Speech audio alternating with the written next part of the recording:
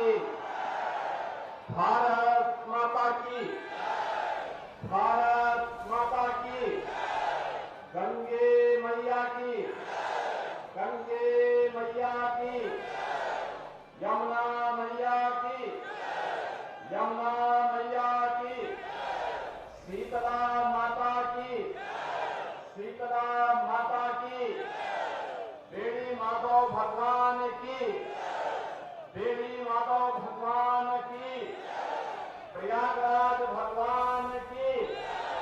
जय श्री राम, जय जय श्री राम।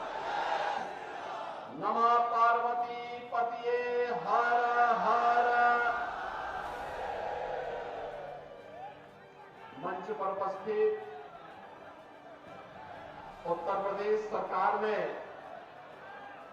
मंत्रिमंडल के मेरे वरिष्ठ सहयोगी श्री राकेश सचान जी, प्रदेश सरकार के औद्योगिक विकास के मंत्री श्री नंदगोपाल गुप्ता नंदी जी, प्रदेश सरकार के परिवहन मंत्री श्री दयाशंकर सिंह जी, प्रदेश सरकार के युवा और खेल कल्याण खेल विभाग के मंत्री श्री गिरीश चंद्र यादव जी, माननीय सांसद श्री प्रवीण पटेल जी, भारतीय जनता पार्टी के प्रदेश के उपाध्यक्ष श्री त्र्यंबक त्रिपाठी जी, जिला प्रभारी श्री उत्तर मौर्य जी, जिलाध्यक्ष श्रीमती कविता पटेल जी, पूर्व सांसद प्रोफेसर रीता बहुगुणा जोशी जी, पूर्व सांसद श्रीमती केसरी देवी पटेल जी, पूर्व सांसद श्री विनोद सोनकर जी, हमारे माननीय विधायकगण श्री गुरुप्रसाद मौर्य जी, विधायक और पूर्व मंत्री श्री सिद्धार्थनाथ सिंह जी, हर्षवर्धन वाजपेयी जी,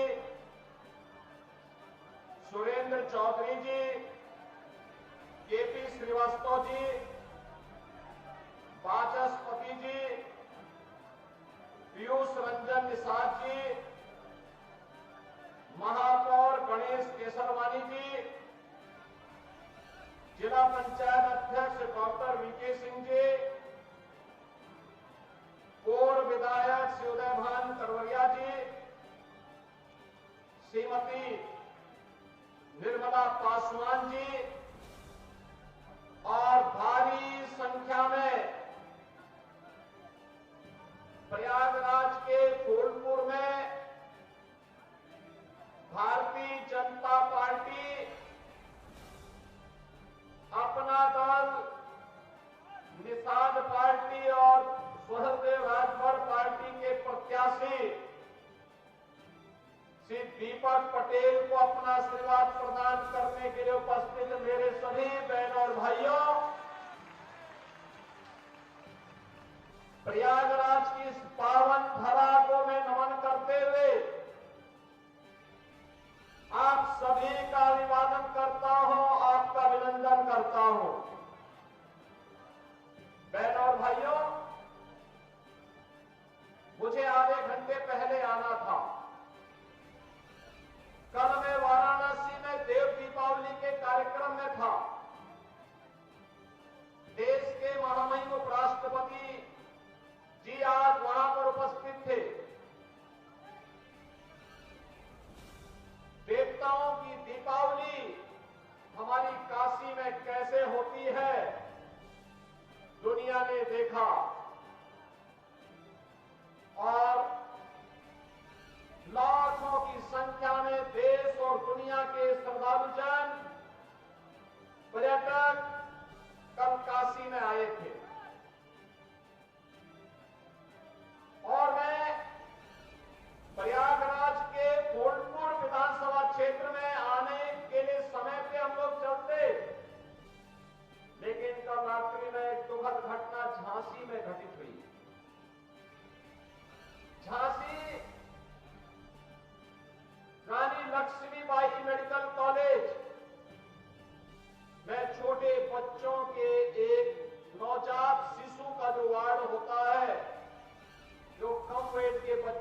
हैं, समय के पहले जो बच्चे पैदा हो जाते हैं, जिन बच्चों में गंभीर बीमारी हो जाती है, नवजात शिशु होते हैं, उन बच्चों का जो वार्ड था उसमें अचानक शॉर्ट सर्किट से आग लगने के कारण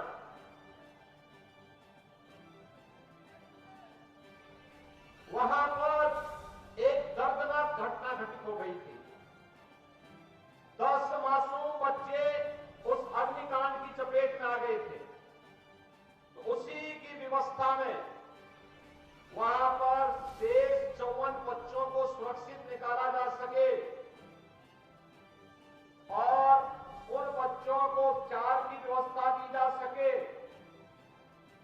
इसकी व्यवस्था में देर रात्रि से ही हम लोग लगे थे और रात्रि में ही स्वास्थ्य मंत्री और प्रदेश के डिप्टी सीएम श्री ब्रजेश पाठक जी भी वहां पहुंच गए थे और 10 बच्चों की वहां दुखद मौत हुई है। शेष बच्चे सुरक्षित हैं। वहां पे स्वास्थ्य विभाग की पूरी टीम, मेडिकल कॉलेज की पूरी टीम, प्रशासन और पुलिस प्रशासन की पूरी टीम सभी को सुरक्षित निकालने में सफल रही।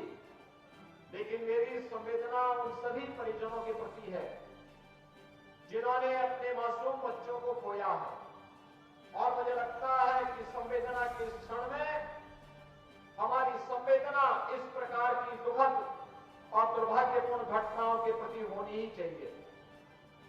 बहनों और भाइयों, इसलिए चाहते हुए भी व्यवस्था में लगे होने के कारण समय से मैं आपके बीच में यहां पर नहीं आ पाया।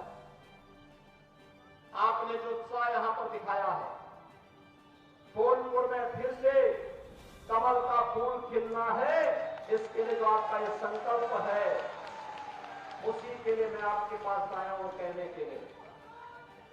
बहनों और भाइयों, आज जो कुछ भी आपको परिवर्तन दिखता है देश में और प्रदेश में, ये प्रधानमंत्री मोदी जी के नेतृत्व में, उनके यशस्वी मार्गदर्शन में ही संभव हो पा रहा है। चाहे ये मेडिकल कॉलेज की स्थापना के कार्य हो, चाहे वह देव दीपावली का भव्य कार्यक्रम काशी का रहा हो, चाहे वह दीपोत्सव का भव्य आयोजन अयोध्या धाम का हो, चाहे वह गंगा एक्सप्रेसवे को मेरठ से प्रयागराज से जोड़ने का हो, चाहे वह 2025 का भव्य और दिव्य कुंभ का हो, ये केवल और केवल डबल इंजन की भाजपा की सरकार कर सकती है। समाजवादी पार्टी का कोसों दूर तक इससे कोई रिश्ता नहीं है। बहनों और भाइयों, इनको विकास से कौन मतलब है? इनको युवाओं से कौन मतलब रह गया? इनको किसानों से कौन मतलब रह गया? इनको व्यापारियों से मतलब नहीं, इनको विकास से मतलब नहीं। इनका तो एक ही सिद्धांत है कि सबका साथ और सेठई परिवार का विकास। उससे ऊपर ये सोच भी नहीं सकते, उससे ऊपर इनकी सोच है भी नहीं। याद करिए, हमने पहले दिन कहा था उत्तर प्रदेश के अंदर, उत्तर प्रदेश की धरती को दंगा मुक्त बनाएंगे। उत्तर प्रदेश की धरती में कोई भी माफिया हो, वह खनन माफिया हो, वह नकल माफिया हो, वह वन माफिया हो, वह पशु माफिया हो, उससे सख्ती से निपटेंगे। और बहनों और भाइयों, आपने देखा होगा समाजवादी पार्टी को इससे पीड़ा होती है। नकल माफिया को भी बचाने के लिए वह कितनी बड़ी चोटी, आज भी आप देख लीजिए, जितने बड़े दुर्दांत खतरनाक माफिया हैं, वे सब सपा के गले के हार हैं। उन्हीं से इनकी आजीविका चलती है।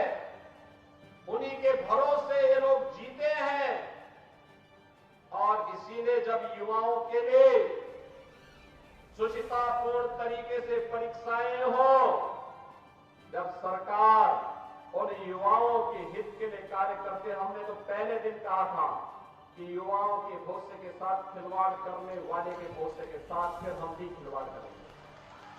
हमारे युवाओं के भविष्य के साथ किसी को खिलवाड़ करने की छूट नहीं मिलनी चाहिए। और मैं फिर कहता हूं, नकल माफिया के खिलाफ हम कार्रवाई करेंगे।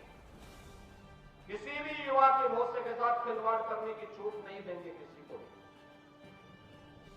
प्रतियोगी परीक्षाएं शुचितापूर्ण तरीके से संपन्न हो, इसके लिए माहौल सरकार भी बनाएगी, संबंधित चयन बोर्ड और आयोग भी उसके लिए पूरी प्रतिबद्धता के साथ कार्य कर रही है। अच्छे नौजवान जब सेवा में आएंगे तो विकास की गति को द्रुत गति से आगे बढ़ाने के साथ ही गरीबों तक शासन की योजना को पहुंचाने में भी अपना योगदान देंगे। और प्रयागराज की धरती तो ये भगवान प्रयागराज की है, भगवान वेणी माधव की है, भगवान भारद्वाज की है, मां गंगा यमुना और सरस्वती की त्रिवेणी की है। ये पावन धरा तो हमारे लिए एक ऐसी पावन धरा है कि प्रयागराज का कुंभ अब तो दुनिया के अंदर मानवता के मूर्त सांस्कृतिक धरोहर के रूप में प्रधानमंत्री मोदी जी के प्रयास से आज मान्यता प्राप्त कर चुका है। बहनों और भाइयों, ये समाजवादी पार्टी राम मंदिर का विरोध करती है, दीपोत्सव का विरोध करती है, देव दीपावली का विरोध करती है, परीक्षाओं की शुचिता का विरोध करती है, विकास के कार्यों का विरोध करती है, गरीब कल्याणकारी योजनाओं को, जो गरीबों को लाभ मिलता है, उसका भी विरोध करती है। यह तो केवल और केवल बांटने की राजनीति पे विश्वास करती है। बहनों और भाइयों, अयोध्या में 500 वर्षों का इंतजार क्यों हमें करना पड़ा?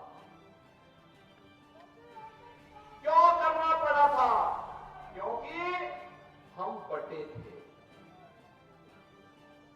काशी में क्यों हमें अपमान झेलना पड़ा था? क्योंकि हम बटे थे। मथुरा में क्यों अपमान झेलना पड़ा? क्योंकि हम बटे थे। और जब बटे थे तो कटे थे। बटना नहीं है, एकजुट होना है। याद रखना, भारत की आज की सबसे बड़ी चुनौती है जाति के नाम पर बांटने वाले लोग देश के दुश्मन की तरह काम कर रहे हैं। ये आपको जाति के नाम पर बांटेंगे, तुष्टीकरण की नीति पर चलेंगे। दुर्भाग्य से अगर सत्ता कभी ऐसे लोगों को मिल जाती है तो गरीब हिंदू तक ही लगाई देखते रह जाता है, लेकिन कभी उसको शासन की योजना का लाभ नहीं मिल पाता है। आपने पिछले 10 वर्ष में देश के अंदर 7 साढ़े 7 वर्ष में उत्तर प्रदेश के अंदर देखा होगा, 56 लाख गरीबों का मकान मिला, कोई भेदभाव नहीं।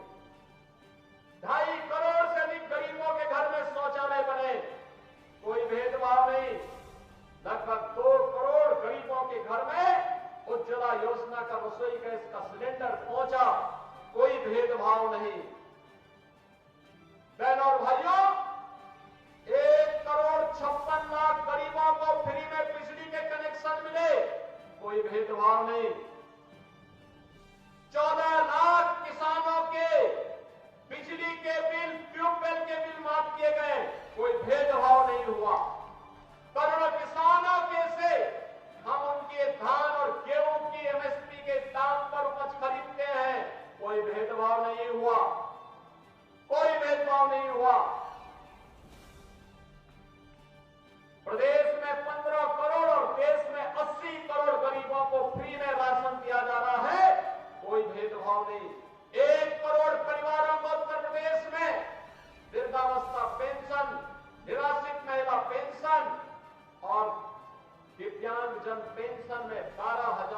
नहीं साल का दिया जा रहा है, कोई भेदभाव नहीं हुआ। कन्या सुमंगला योजना में कोई भेदभाव नहीं हुआ।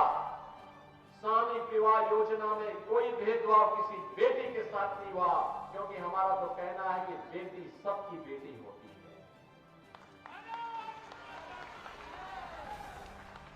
आयुष्मान भारत में 10 करोड़ उत्तर प्रदेश का नागरिक 5 लाख रुपए का स्वास्थ्य कवर प्राप्त करता है, कोई भेदभाव नहीं हुआ।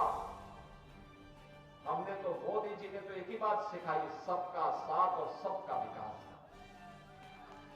हमने तो सबको जोड़ने का प्रयास किया, लेकिन हमने ये भी कहा विकास सबका, सुरक्षा सबको, लेकिन तुष्टीकरण किसी की नहीं, तुष्टीकरण किसी की नहीं करेंगे। बहनों और भाइयों, समाजवादी पार्टी कहां ले जा रही थी देश को, प्रदेश को? इनका गठबंधन कहां देश को ले जा रहा था? हर दिन एक नया घोटाला होता था, हर दिन एक नया घोटाला होता था। विकास से इनको कोई लेना देना नहीं था। ये जो गंगा एक्सप्रेस वे बनने जा रही है, प्रयागराज को जोड़ेगी पश्चिमी उत्तर प्रदेश से, मात्र 6 से 7 घंटे में प्रयागराज से आप मेरठ पहुंच जाएंगे और वहां से 45 मिनट में दिल्ली पहुंच जाएंगे। कितनी बेहतर कनेक्टिविटी हो गई।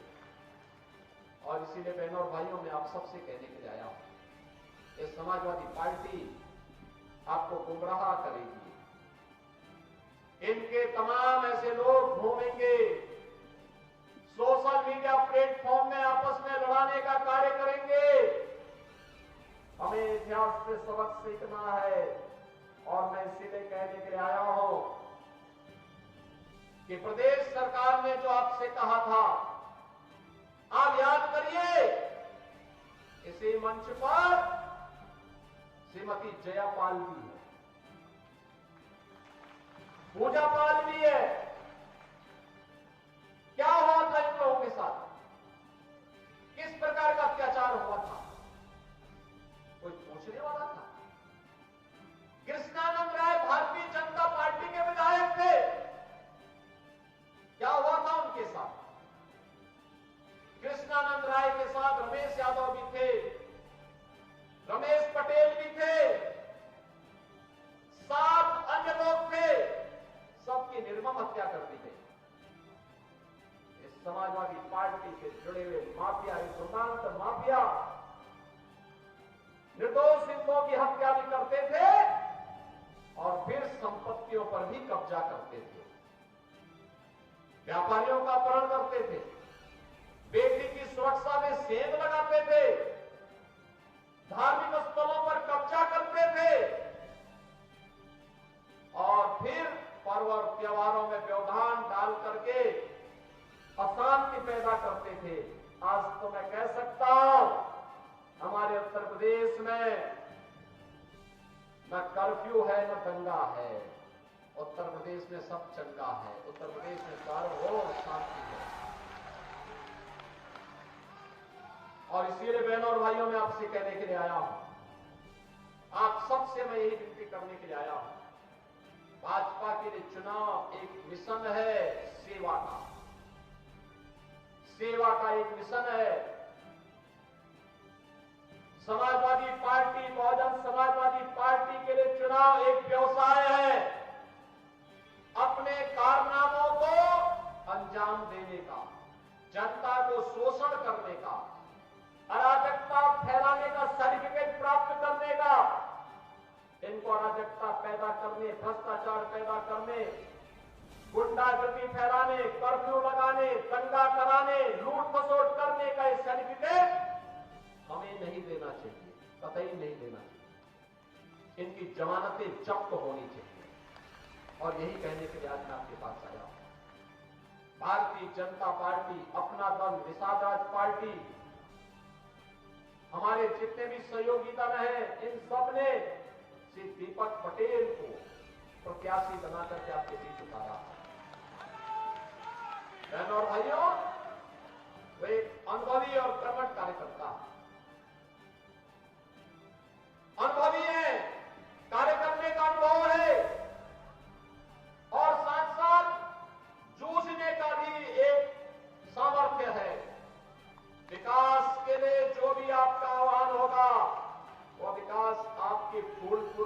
पहुंचेगा, फूलपुर में आएगा।